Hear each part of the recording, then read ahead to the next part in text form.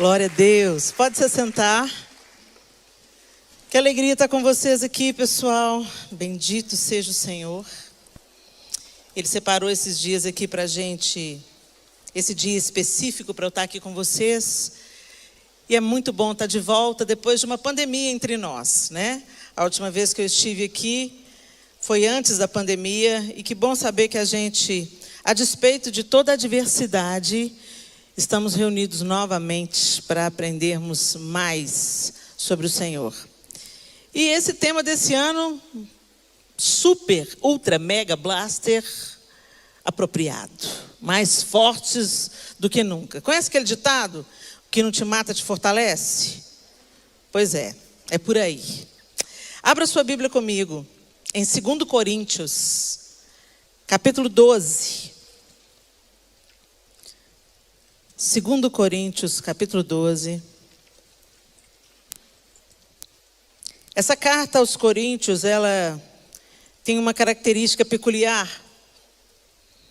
O apóstolo Paulo escreve a segunda carta aos Coríntios. Na verdade, os estudiosos acreditam que tenham existido mais cartas aos Coríntios, mas foram essas duas que chegaram até nós. Então, com um propósito, Deus fez com que a primeira carta aos Coríntios e a segunda carta aos Coríntios chegassem até nós, aqui no século 21. E é tão interessante a situação dessa carta, que na primeira carta aos Coríntios, o apóstolo Paulo está ali fortalecendo e exortando a igreja em Corinto. O apóstolo Paulo estava pregando o evangelho aos não-judeus, aos gentios. E aquela comunidade ali de Corinto, envolvida com a idolatria, com o paganismo. E o apóstolo Paulo funda ali a igreja e ele fica sabendo que estão acontecendo umas coisas meio barra pesada lá na igreja de Corinto. E ele escreve a sua primeira carta aos coríntios, os ensinando e os admoestando em amor. É tão interessante, gente, que o apóstolo Paulo muito provavelmente não fazia ideia de que quando ele estava escrevendo as cartas aos Coríntios, aos Gálatas, ele estava escrevendo as cartas que também moderariam a forma da igreja viver no século 21. Ele não estava apenas dirigindo a sua carta à igreja em Corinto, mas à igreja aqui do outro lado do oceano, tantos séculos depois. É lindo a gente pensar que Deus tem seus planos tão mais altos, os caminhos tão mais elevados que os nossos, e essas cartas vêm hoje nos ensinando a nossa maneira de viver. E na primeira carta aos Coríntios, então o apóstolo Paulo está os ensinando e os exortando, que a maneira deles viverem não seria mais como aquelas antigas práticas que eles tinham, mas que eles iriam viver de uma outra forma. E aqui na segunda carta tem uma segunda característica, uma outra característica. Por quê? Lá na igreja em Corinto, o apóstolo Paulo planta a igreja, ensina a igreja e ele segue adiante nas suas viagens missionárias. E aí o que acontece? Outros líderes se levantam. E outros apóstolos se levantam, se chamando a si mesmos de apóstolos. E estes apóstolos eram muito mais glamurosos do que Paulo. Eles tinham uma eloquência no falar. O próprio apóstolo Paulo diz que ele não era eloquente na maneira dele falar. Às vezes a gente imagina o apóstolo Paulo falando muito bem, mas ele mesmo diz que ele não era uma pessoa habilidosa na oratória. E cá entre nós, gente, o apóstolo Paulo estava com a vida toda quebrada, né? O cara foi preso, apedrejado, ele não tinha casa para morar. Então pensa comigo aqui, de repente esse cara, com esse modelo assim meio esquisitão, que vive sendo perseguido, vive sendo açoitado, não tem onde cair morto, e não é eloquente no falar, ele começa a usar uma palavra de exortação e de crítica e de ensino, e essas pessoas lá em Corinto começam, por que nós temos que ouvir o apóstolo Paulo? Por que ele acha que ele é o bambambam? Olha para a vida dele. Olha para a vida do apóstolo Paulo. Ele vive sendo açoitado, perseguido, apedrejado. Ele não é famoso, ele não é pop. Ele não é eloquente no falar. É muito mais interessante fulano de tal. Olha como é que ele fala. Olha como é que ele é rico. Olha como é que ele é poderoso. Porque estes apóstolos que se levantaram lá na igreja em Corinto, eles eram eloquentes na fala. E eles se vestiam bem. E eles tinham um status social, se a gente pode chamar assim, muito superior ao do apóstolo Paulo. Então, de repente, fica mais interessante a gente achar que essa pessoa rica, poderosa, grande e forte tenha mais as características de um líder do que o outro, perseguido, açoitado, preso, escorraçado e quase mendigo. É ou não é, gente? Aí o apóstolo Paulo, no capítulo 12 da sua segunda carta aos Coríntios, começa no capítulo 11, mas nós vamos nos ater aqui ao capítulo 12. Ele começa a argumentar com a igreja em Corinto, porque eles começaram a pedir carta de referência. O cara fundou a igreja, mas tinha que dar carta de referência para ver se ele era aprovado mesmo. E a partir do verso 1 ele diz assim, eu vou usar a versão NVT, a nova versão transformadora. E a palavra do Senhor, através da vida do apóstolo Paulo, da carta do apóstolo Paulo, segundo os Coríntios, diz assim, é necessário prosseguir com os meus motivos de orgulho, mesmo que isso não me sirva de nada. Vou lhes falar agora das visões e revelações que recebi do Senhor. Conheço um homem em Cristo, que há 14 anos foi arrebatado ao terceiro céu. Se foi no corpo ou fora do corpo, não sei, só Deus o sabe. Sim, somente Deus sabe se foi no corpo ou fora do corpo. Mas eu sei que tal homem foi arrebatado ao paraíso e ouviu coisas tão maravilhosas que não podem ser expressas em palavras, coisas que a nenhum homem é permitido relatar. Da experiência desse homem, eu teria razão de me orgulhar, mas não o farei. Na verdade, minhas fraquezas são minha única razão de orgulho. Se quisesse me orgulhar, não seria insensato de fazê-lo, pois estaria dizendo a verdade. Mas não o farei, pois não quero que ninguém me dê crédito além do que pode ver em minha vida ou ouvir em minha mensagem. Ainda que eu tenha recebido revelações tão maravilhosas, portanto, para evitar que eu me tornasse arrogante, foi-me dado um espinho na carne, um mensageiro de Satanás para me atormentar e impedir qualquer arrogância. Em 3 ocasiões supliquei ao Senhor que o removesse, mas ele disse, minha graça é tudo de que você precisa. Meu poder opera melhor na fraqueza. Portanto, agora fico feliz de me orgulhar de minhas fraquezas, para que o poder de Deus opere por meu intermédio. Por isso aceito com prazer fraquezas e insultos, privações, perseguições e aflições que sofro por Cristo, pois quando sou fraco, então é que sou forte. Uau! Quando a gente vê esse discurso de Paulo, e a maioria de vocês já deve conhecer essa história, parece uma frase bonita, uma frase de efeito. E nós somos o tempo da frase de efeito. Mas o Senhor quer nos levar além da superficialidade das frases de efeito, ou do evangelho pré-fabricado, que move a manivela do faça você mesmo pode se libertar, você mesmo pode se livrar, você mesmo pode se curar, é só olhar no espelho, rugir para o espelho e falar, uau, você é uma leoa. Deixa eu te falar, não é isso que o evangelho de Jesus Cristo nos diz.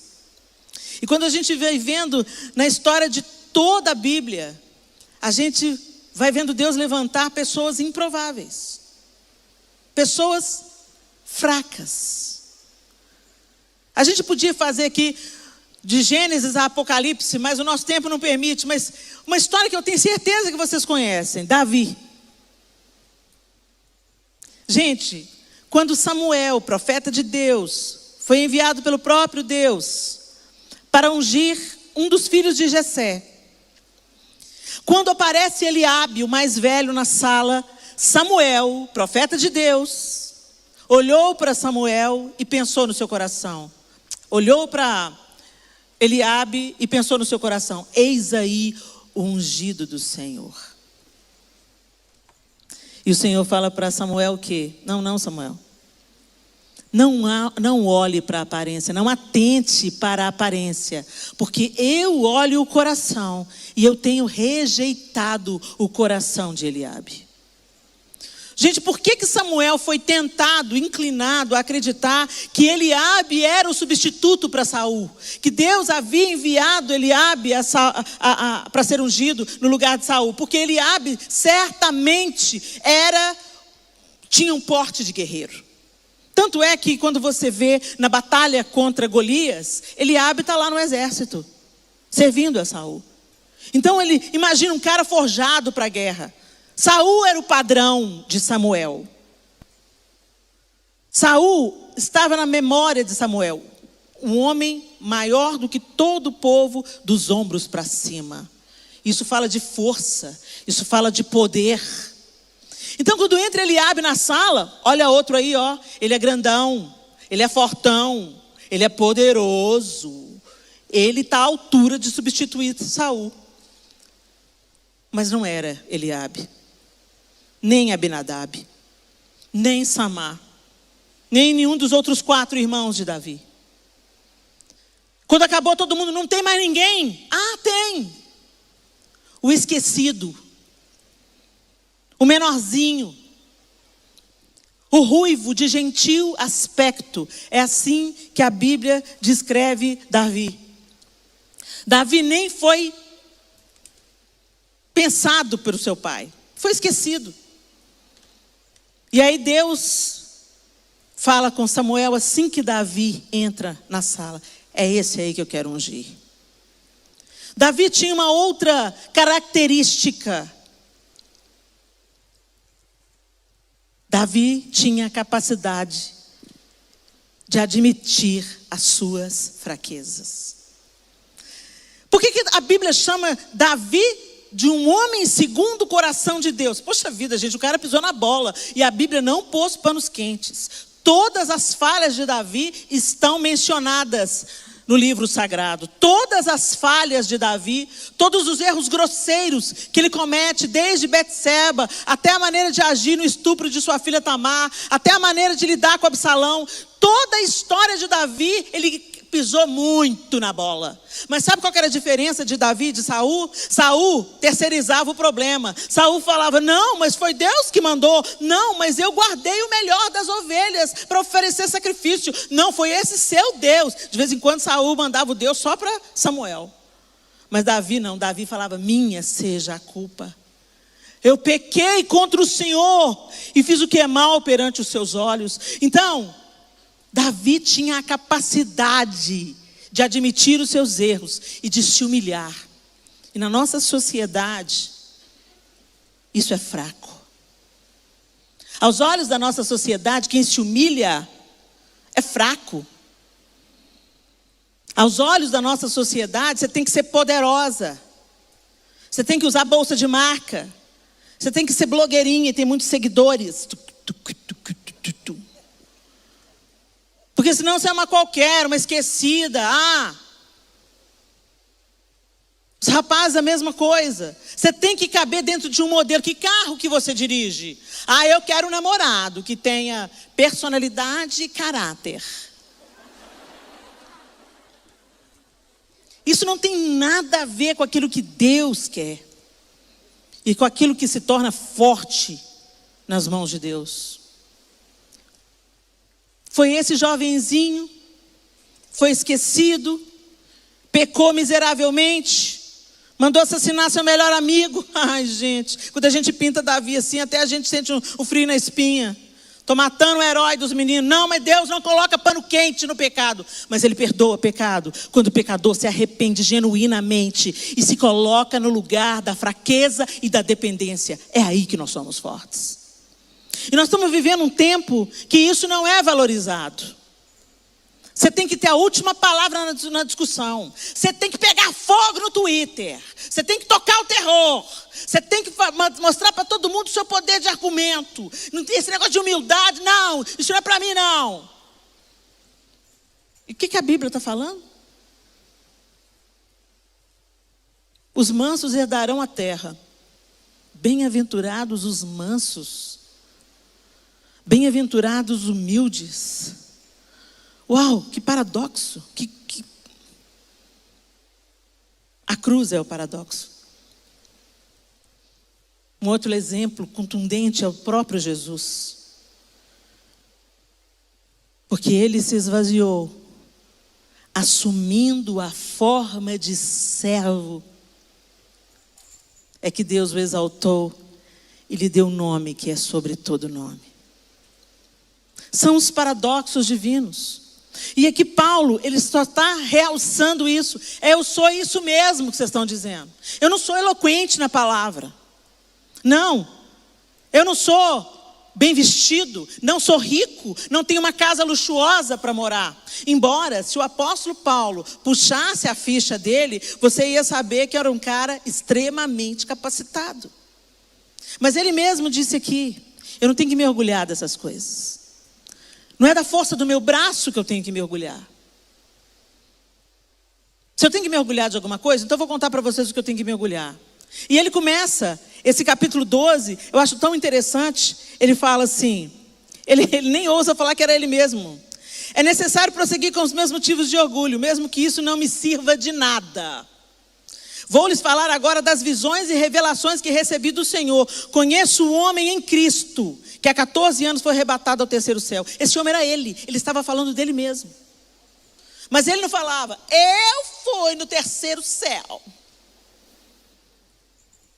E talvez por ter esse temor de escolher as palavras e de entender no coração dele que aquilo não era motivo de glória para ele, mas era a misericórdia e a graça do Senhor que tinha entregado a ele essa dádiva e essa revelação, é que ele não se envaidecia. E era por isso que ele era forte. Era por isso que o apóstolo Paulo era forte. É por isso que Jesus o escolhe na estrada para Damasco. E é por isso que o evangelho chegou a nós, gentios, porque esse homem disse sim. Talvez se hoje um de nós víssemos o apóstolo Paulo como ele estava trajado no dia que ele escreveu essa carta, talvez nós olhássemos para ele de alto a baixo e diríamos, meu Deus, não tinha uma roupinha melhor para vir na igreja? Porque a gente olha a aparência. A gente trata as pessoas segundo a aparência. E a gente acha que as pessoas são fortes segundo o que parecem ser. Mas Deus não se impressiona com o carro, com o bairro que a gente mora, com a roupa que a gente usa, nem com a nossa eloquência, nem com os nossos diplomas, nem com os nossos 3, 4, 5 idiomas. Deus é cheio de glória e majestade. E a nossa ruína, gente, a nossa ruína é que nós nos tornamos autossuficientes. E o nosso desejo de autossuficiência, o que foi soprado para dentro da alma da mulher lá no Éden, ele continua latejando e sendo soprado para dentro das nossas almas hoje. No jardim, a serpente chega para a mulher e fala assim, como é que Deus falou? Que não era para comer do fruto do bem e do mal, do conhecimento, da árvore do conhecimento do bem e do mal, que vocês irão morrer? Claro que vocês não vão morrer. Vocês serão como Deus. E aí que pegou. Você será como Deus. Então você vai ser forte, poderoso, autônomo. E esse mesmo discurso é o que o diabo está soprando para dentro da sua alma todos os dias. Vai se submeter à liderança? Por quê? Vai obedecer e honrar pai e mãe? Para quê? Quem te falou isso? Isso é coisa do tempo da sua avó. Os dias são outros. Vai acatar o que a palavra de Deus diz. Não, gente, a Bíblia a gente está precisando de atualizar, porque é um livro muito antigo. Os tempos mudaram. O que move esse tipo de pensamento é a arrogância. O que move esse tipo de pensamento é o desejo por ser como Deus. A serpente continua financiando o projeto. As demandas nos nossos relacionamentos interpessoais se dão por causa do orgulho. Briga na... Gente, às vezes, amizade de anos, um pisa na bola, falou uma coisa atravessada, o outro não gostou bem, separa. Não olha um mais na cara do outro, todo mundo na igreja. Não olha para a cara. Não, eu já perdoei fulano, só não quero ver a cara dela nunca mais. E isso vai migrando para outros relacionamentos. Começa na amizade, ali na igreja, depois passa para o casamento. Passa na relação entre liderados e líderes. Passa para a relação entre professores e alunos. Passa para os seus outros relacionamentos. Você não abaixa a cabeça, você não pede perdão. O orgulho não deixa. Como nós somos duros uns com os outros. E nos esquecemos da nossa própria miséria. Miséria não, Helena. Eu posso enumerar aqui o que eu tenho. Deixa eu te falar. No jogo de xadrez, tem o rei, tem a rainha e tem o peão. No final do jogo, vai todo mundo para a mesma caixa. Se tem uma coisa que essa pandemia mostrou para a gente, é que nós somos todos iguais. Todos são iguais. Como diz a música do João Alexandre. Todos são iguais, todos são mortais. Diante dele não existem grandes ou sobrenaturais. Todos hão de ver todo o seu poder. Céus e terra, anjos e homens se curvarão diante do Rei. Ele é grande, Ele é excelso, Ele é poderoso. E a nossa vitória consiste em entendermos isso e nos colocarmos debaixo dessa grandeza humildemente. Vinde a mim todos vós que estáis cansados, sobrecarregados, e eu vos aliviarei. Tomai sobre vós o meu jugo, porque o meu fardo é leve. E ele não termina aí, ele continua. E aprendei de mim, que sou manso e humilde de coração, e achareis descanso para as vossas almas. Sabe por que a gente não tem descanso, gente? Porque somos autônomos, autossuficientes, arrogantes, confiamos no nosso taco, confiamos na força do nosso braço, confiamos nos nossos talentos, confiamos nos nossos dons. Enquanto a palavra de Deus fale, não se estribe no seu próprio entendimento. Sabe o que é estribar? O estribo é aquela parte daquela indumentária do cavalo, que você coloca o pé para dar o apoio para você montar no cavalo, montar no animal. O que a Bíblia está falando é não se apoie, não coloque o seu pé e force todo o seu corpo. Não se estribe no seu conhecimento, no seu entendimento. Mas entrega o teu caminho ao Senhor, confia no Senhor. Quando você volta mais aí, o apóstolo Paulo está afirmando aqui, é na minha fraqueza, que o poder de Deus é aperfeiçoado. Eu gosto dessa tradução, eu gosto muito dessa tradução, por isso que eu a escolhi.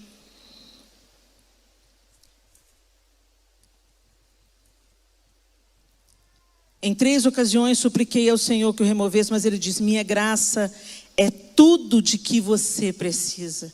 Você conhece como minha graça te basta. Minha graça é tudo do que você precisa. Mas como a gente acredita que a gente precisa de um tanto de outras coisas, né? E ele continua. Agora fico feliz de me orgulhar em minhas fraquezas, para que o poder de Deus opere por meu intermédio. Paulo precisava desses espinhos na carne. E o próprio texto diz, para que eu não me tornasse arrogante. Ô, gente, tem hora que você vai ser humilhado. E você pensa, é o diabo que está me humilhando, é o diabo. Não, gente. Quem está te humilhando é a mão de Deus. Deus é um Deus amoroso. E um Pai que te conduz ao caminho da humilhação para que você triunfe. O mesmo caminho do filho. Ele não poupou o seu próprio filho. Por que pouparia eu e você? Às vezes algumas coisas acontecem na nossa vida para Deus abaixar o nosso topete. E é aí que o nome dele é engrandecido. E é aí que o poder dele é aperfeiçoado na nossa fraqueza, porque aí nós ficamos quebrados. E quando nós estamos quebrados, nós admitimos a nossa miséria e a nossa dependência. Senhor, não tem como eu viver sem o Senhor. Uau, você encontrou a chave. Mas a gente tenta viver como o homem e a mulher no Éden. A gente toma decisões e a gente às vezes chama Deus como se ele fosse o gênio da lâmpada ou o pai rico para chancelar as nossas escolhas. Então, Senhor, eu estou fazendo aqui, ó, tem esse projeto aqui. Assina aqui para mim, me aprova aqui, me abençoa aqui. Senhor, eu quero casar com esse aqui, eu escolhi. Então, aprova aqui, abençoa aqui, põe sua mão aqui para abençoar, para prosperar. Me dá minha casa também, Senhor. E a gente começa a dar ordens para Deus. E a gente não pergunta para Deus, Senhor, qual que é o seu propósito? Me faz andar por ele. A gente não contempla as escrituras. Ou então a gente fica querendo, né, a revelação do propósito sobrenatural. Você quer que a profeta venha, coloque a mão na sua cabeça e fala assim, eu que te digo, levanta agora que eu vou te fazer grande na terra. Todo mundo ama essa profecia. Né? Todo mundo quer ser, eu quero uma palavra do Senhor. O que o Senhor tem para mim, Senhor? O que o Senhor quer que eu faça, Senhor? Qual é o meu propósito, Senhor? Ir por todo mundo, fazer discípulos, batizando-os em nome do Pai, do Filho e do Espírito Santo. O propósito é esse. Vai fazer discípulo, através das artes, através da odontologia, através do culto na praça, através de sei lá o quê. Deus te deu uma habilidade, Deus te deu um dom, Deus te deu. Não é para você se autopromover, não. É para você usar isso para a glória de Deus e para arrancar pessoas do inferno. E é aí que somos fortes. Mas quando a gente começa a usar aquilo que recebemos para o nosso próprio benefício, ou para nos tornarmos autônomos, autoconfiantes, e pretendendo na nossa inocência, que Deus, inocência entre aspas, que Deus venha nos abençoando, porque afinal de contas a gente é tão legal, tão bonzinho. Aí vai precisar de aparecer um Deus amoroso, vai precisar de colocar a mão no seu peito e dizer, espera aí, filho. Jesus foi começar o seu ministério no deserto. Ele sai do batismo e vai para o deserto. O que vocês acham que veio essa pandemia? Eu escutei uns crentes falando assim, foi o diabo. Gente, Deus não está medindo forças com Satanás. Deus é criador. Satanás é criatura.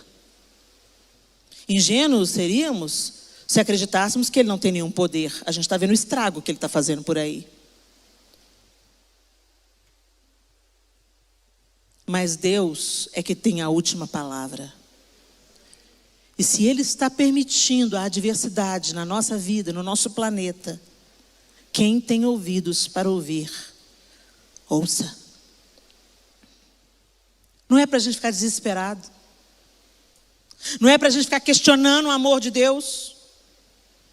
Não é para a gente ficar medindo forças com Deus. Tem gente que ora, né? Parece que vai... Deus, eu determino agora.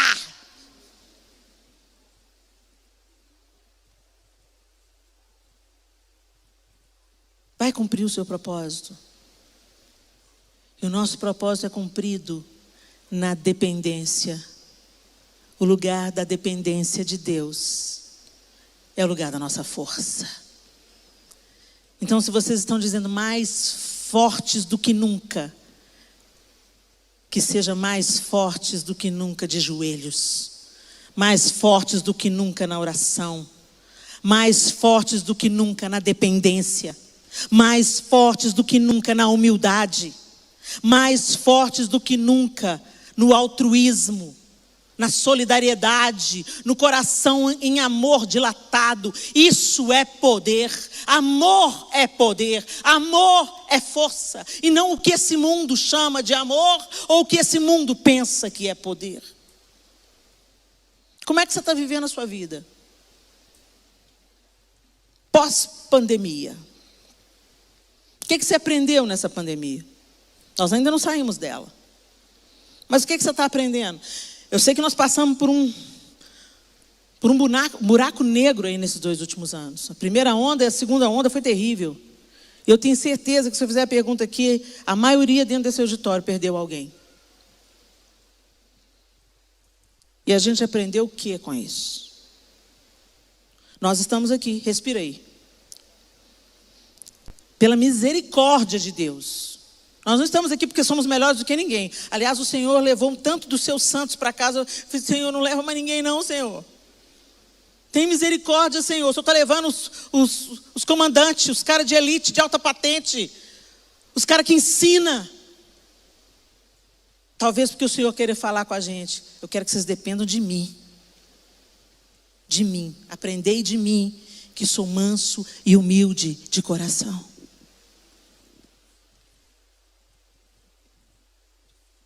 Você se aproximou mais de Deus depois dessa pandemia? Você está orando mais? Como é que está seu devocional? Você ficou um melhor filho? Melhor marido? Melhor esposa? Melhor irmã? Melhor irmão? Melhor amigo? Você ficou um crente melhor?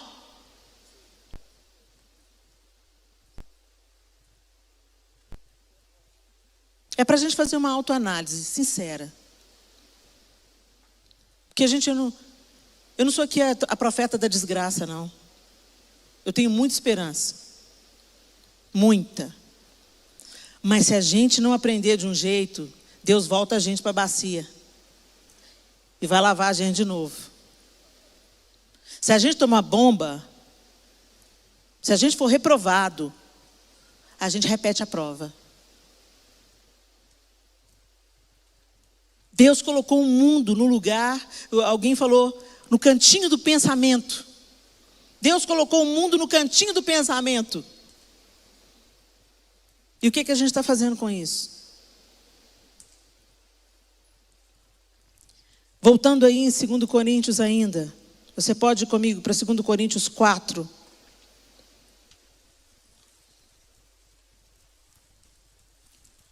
E do 7, a partir do verso 7, na mesma carta, o apóstolo Paulo está falando da igreja em Corinto. Agora, nós mesmos somos como vasos frágeis de barro que contém esse grande tesouro. Assim fica evidente que esse grande poder vem de Deus e não de nós. De todos os lados somos pressionados por aflições, mas não esmagados. Ficamos perplexos, mas não desesperados. Somos perseguidos, mas não abandonados. Somos derrubados, mas não destruídos.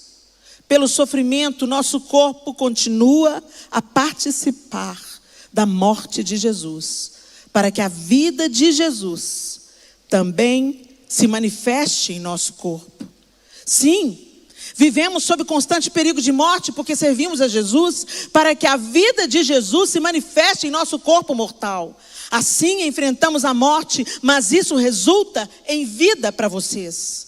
Continuamos a pregar porque temos o mesmo tipo de fé mencionado nas Escrituras. Crie em Deus, por isso falei. Sabemos que Deus, que ressuscitou o Senhor Jesus, também nos ressuscitará com Jesus e nos apresentará a Ele junto com vocês. Tudo isso é para o bem de vocês. E à medida que a graça alcançar mais pessoas, haverá muitas ações de graças e Deus receberá cada vez mais glória. Por isso nunca desistimos. Ainda que nosso exterior esteja morrendo, nosso interior está sendo renovado a cada dia. E aí ele continua falando.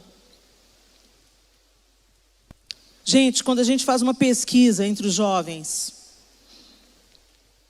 uma pesquisa rasa, eu me lembro do que foi dito em 1 João 2,14. Escrevi a vocês, filhinhos, porque conhecem o Pai. Escrevi a vocês, pais, porque conhecem aquele que existia desde o princípio. Escrevi a vocês, jovens, porque são fortes.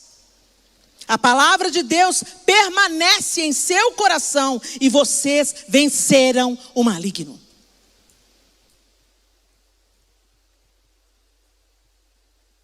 Quando a gente faz uma entrevista rasa com os jovens, ou a gente se propõe a fazer gabinete para jovens, a estatística é bem complicada. Muitos jovens não estão vencendo o maligno. mas estão sucumbindo aos desejos. E por quê? Porque eles são piores? Não. Não. Tem muito adulto fazendo muita besteira. É porque não estão se fortalecendo no lugar que devem se fortalecer.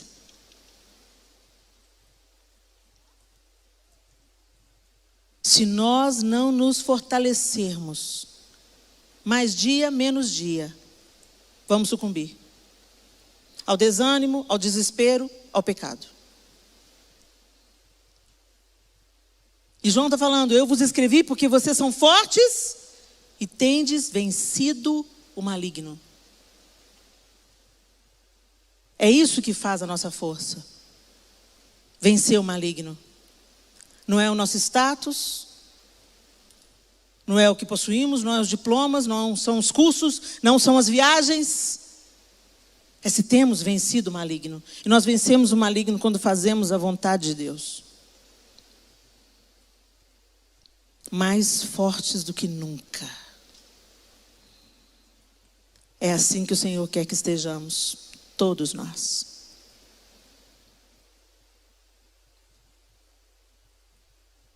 Porque a dificuldade nos forja. A dificuldade não é para nos matar nem nos desesperar. A dificuldade é para te fazer crescer. E eu tenho que pedir perdão a vocês, jovens, como mães dessa geração.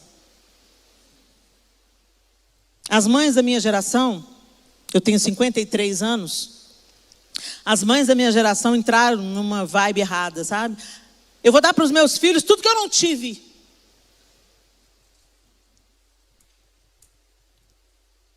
Por quê?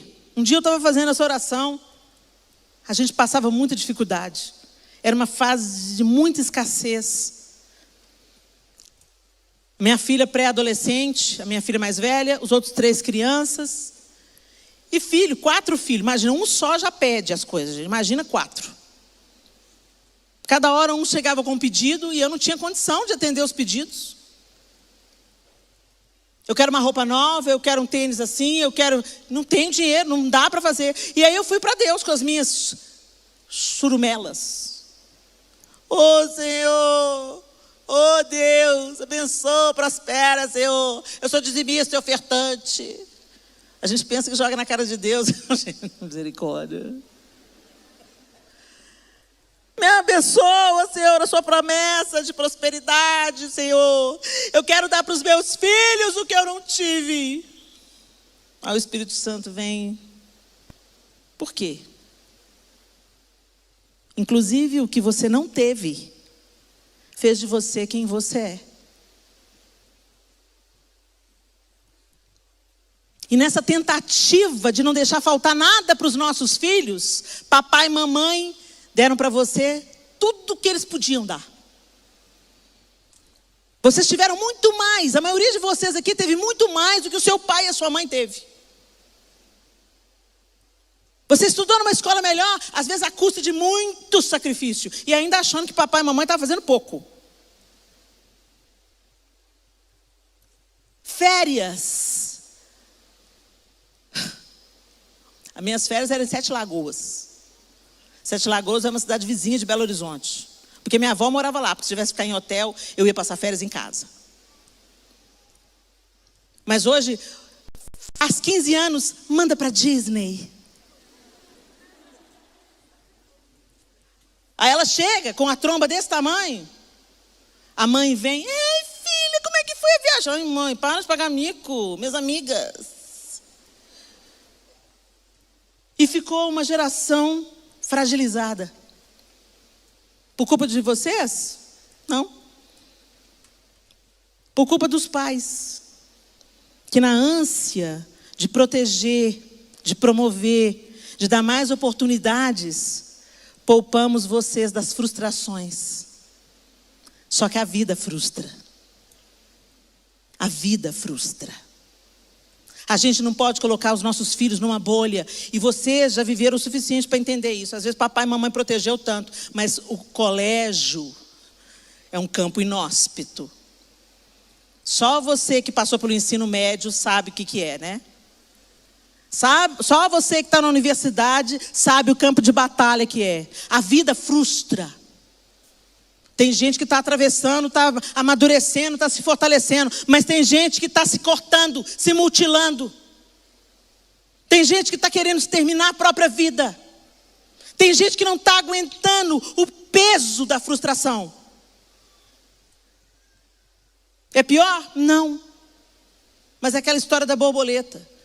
Se você corta o casulo, as asas ficam sem força para voar. E na tentativa da gente facilitar a vida de vocês, a gente colocou vocês numa enrascada muito pior e muito mais pesada. E eu, como mãe, eu quero vir aqui hoje pedir perdão. Todos vocês que têm 30 anos para baixo, eu quero pedir perdão para vocês. Porque na ânsia de proteger vocês, a gente enfraqueceu vocês. Mas vocês que estão aqui têm o privilégio de ter a palavra de Deus para reverter isso.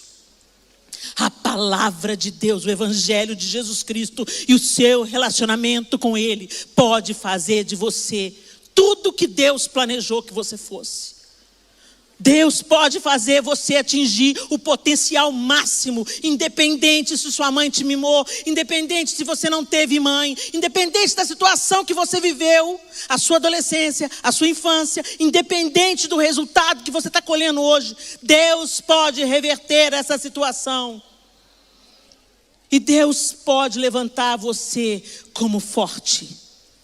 Mas eu quero te dizer que a força segundo Deus é um caminho completamente diferente do que essa sociedade doente te oferece. É o caminho da autonegação. É o caminho da humildade. É o caminho da oração e da absoluta dependência de Deus. Jesus recebeu o nome que ele recebeu, que é sobre todo nome, porque ele se esvaziou até a morte e morte de cruz. Deus não mudou de caráter. Deus continua sendo o mesmo Deus. E o mesmo Deus que deu triunfo para o seu filho, que se humilhou até a morte, obedeceu até o fim, é o triunfo que ele tem para cada um dos seus filhos. E não um triunfo que passa como a névoa, porque esse mundo dá e esse mundo toma. Mas um triunfo que te enche de propósito, significado, valor e legado. Um valor eterno que você deixa reverberando mesmo depois que você tiver passado. Os jovens hoje querem fazer sucesso com o microfone na mão. Mas eu desafio essa nova geração. Bora fazer sucesso no inferno. Faça o seu nome conhecido lá. Ah, acordou, aquela desgraçada. Vai evangelizar, vai pregar, vai lá visitar doente no hospital, vai lá servir onde ninguém a vê. Ah, lá vem lá aquele infeliz, acordou mais um dia de vida para aquele infeliz, para aquele pivete. Olha lá, tem só 15 anos e está pensando que pisa na minha cabeça. E pisa mesmo. Em nome de Jesus, pisa. Mas não é no nosso triunfalismo barato que a gente pisa. É na dependência. Você manda seu irmão mais velho na frente. Vai lá, Jesus. Luta as batalhas que eu não consigo lutar. Vai adiante de mim. E vai deixando um rastro. E eu vou seguindo as suas pegadas. Até ser transformado de fé em fé, de glória em glória, a sua imagem e semelhança. O mundo precisa de homens e mulheres parecidos com Jesus. Não precisa de mais um PhD milionário. Não precisa de um discurso coaching dizendo que você é o cara.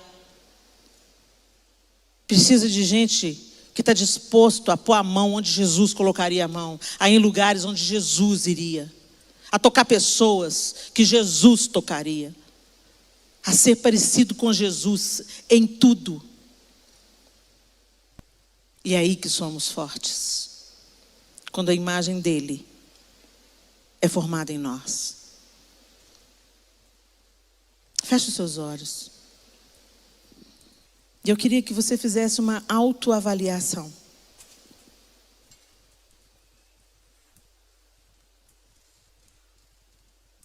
Como você se vê? Responda para você mesmo.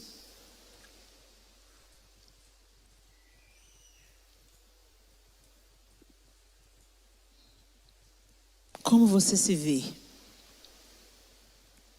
Como filho de Deus, filha de Deus? Como alguém que tem um propósito divino e quer viver o cumprimento desse propósito? Como alguém que quer ser parecido com Cristo? Ou será que os seus padrões são outros?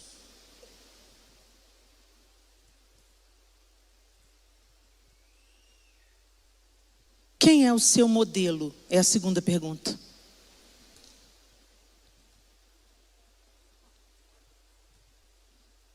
Quem é a pessoa que você se espelha? Que você persegue? Que você deseja ser igual? Quem é? É o ator famoso? A cantora pop?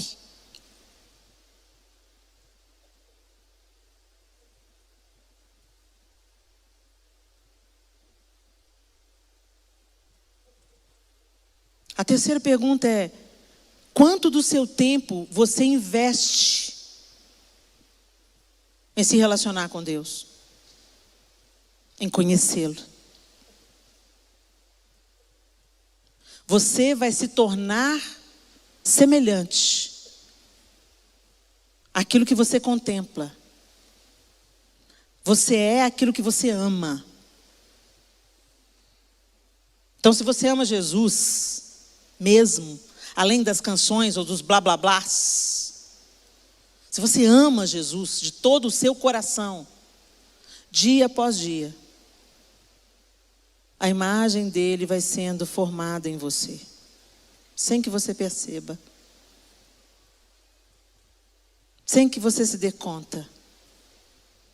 Suas reações vão derramar Jesus, suas ações vão derramar Jesus, suas palavras vão derramar Jesus, sua maneira de agir, os lugares que você frequenta vão derramar Jesus. E o contrário é verdadeiro. Talvez seja o momento de você pôr um termômetro na sua temperatura espiritual. Será que quando você viu esse tema, mais fortes do que nunca, você se viu como Tony Stark, um homem de ferro? Os heróis estão aí, né? Para se tornarem ícones para nós. Como a gente quer ter a força da viúva negra.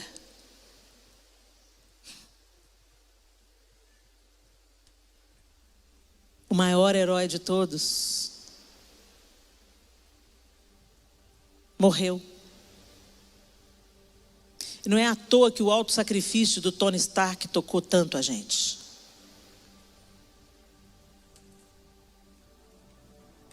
Só que ao invés de gritar, eu sou Jesus Cristo,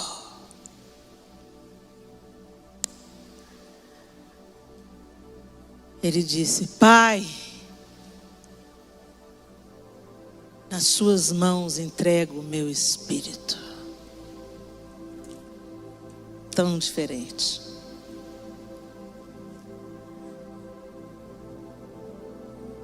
Os heróis desse mundo passam. A força desse mundo passa. Essa semana eu tomei um jeito na coluna que eu passei a sexta-feira inteirinha de cama. Aqui dentro de mim, a jovem de 21 anos ainda pula dessa altura. Mas a coluna gasta dos 53 não obedece ao coração e à mente. O vigor passa.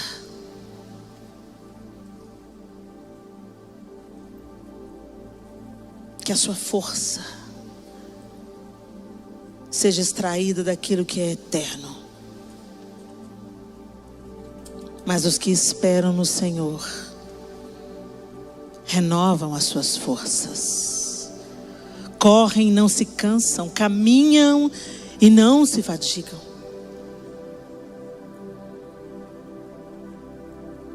A nossa força não está no punho, a nossa força não está em escalar uma montanha, a nossa força está em completar a carreira, cumprir o propósito, fazer Jesus conhecido, saquear o inferno e desfrutar da delícia da comunhão, experimentando nessa terra coisas maravilhosas. Tem tanto de crente desesperado, com uma visão escapista. Não, Jesus tem que voltar logo, não aguento mais esse mundo. Seja sal, seja luz. Esse mundo precisa de você. Vós sois a luz no mundo. Vós sois o sal da terra. Cumpra o seu propósito. A gente está buscando propósitos mirabolantes. Cumpra o seu propósito, seja luz, seja sal. Faça discípulos. Fazer discípulo não é entregar folheto. Fazer discípulo é se tornar amigo, é se tornar ombro, é se tornar esperança para quem não tem nenhuma, é se tornar amigo de quem não tem nenhum. Cumpra o seu papel, porque cumprindo o seu papel, você vai experimentar uma alegria indizível. Não acredite nos banquetes que o diabo coloca para você, os pratos de lentilhas, que saciam a sua fome por um tempo, mas que fazem perder sua herança. A herança de uma vida abençoada aqui, uma vida que ativa outras vidas. Que a gente fale como o apóstolo Paulo,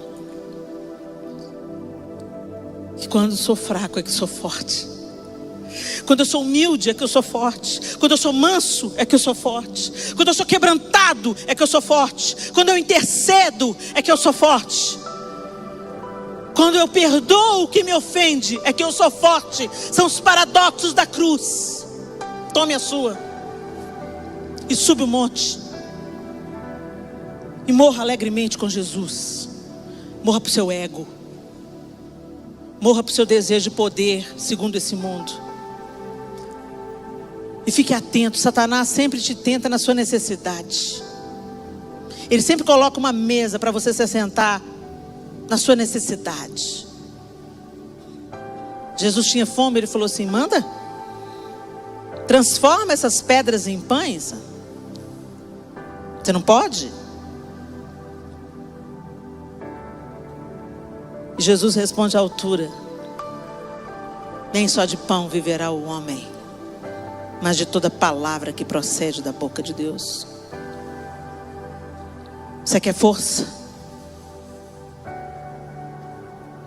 Nesses dias difíceis você quer ser forte? Então faça como Jesus. Desça, se humilhe,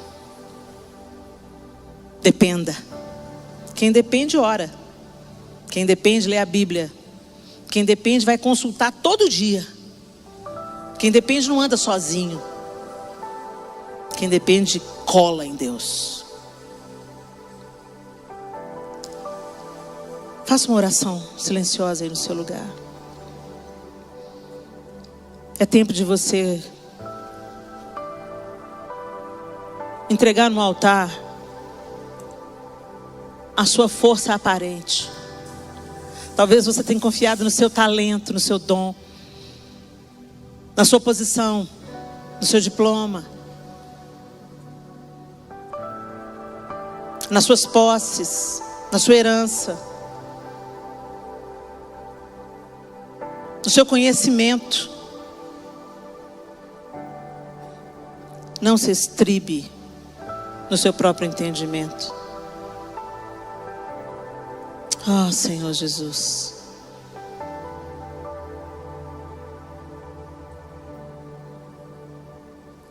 Senhor, nós estamos diante da Tua presença, porque entendemos com tudo que somos, que precisamos de Ti. O Senhor disse em João 15, que sem o Senhor nós não poderíamos fazer coisa alguma, mas nós temos tentado. Nós temos tentado. Equivocados. Ignoramos que quem nos dá a vida é o Senhor. Que só estamos aqui hoje pela Tua misericórdia. Que foi o Senhor que nos deu fôlego hoje para acordar. Que é o Senhor quem nos mantém vivos aqui. E iludidos, percorremos a estrada, o caminho da autossuficiência, das comparações, da busca desenfreada por status, poder nas relações.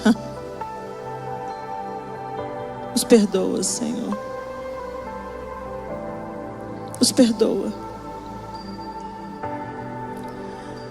Sonda o nosso coração nessa tarde, Senhor, o oculto, o secreto, o escondido. Quantas vezes nós nos escondemos atrás de uma aparência de força, enquanto nós nos sentimos um caco. Nos perdoa, Senhor. Nós não queremos viver de aparências, nem aquém, nem além, Senhor. Nem altivos, nem deprimidos. Nós queremos estar na medida que o Senhor construiu para nós, dependentes, sendo abraçados pelo Seu amor, cuidados pela Tua mão, sustentados pela Tua graça, conscientes da nossa pequenez, contemplando a Tua grandeza, vivendo a Tua promessa, aguardando a redenção de todas as coisas. Ora vem, Senhor Jesus, e põe as coisas no lugar, porque só o Senhor pode. Até lá, que a gente viva hoje como antecipação daquilo que aguardamos, já sentindo os impactos do Teu reino, mansos, humildes, quebrantados, generosos, alegres, cheios de paz, independente de qualquer circunstância ao redor, intercessores, altruístas. Que a gente também esteja disposto a dar a própria vida como o Senhor deu,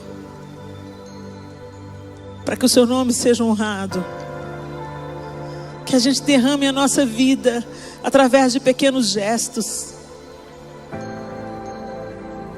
através do compartilhar. Tira de nós o egoísmo, a vanglória, a vaidade, o egocentrismo desses dias que vivemos. E que a Sua vida nos encha, nos preencha, até transbordar. Nós oramos, Pai Todo-Poderoso, em nome de Jesus, o Cristo. Amém e amém. Deus abençoe vocês.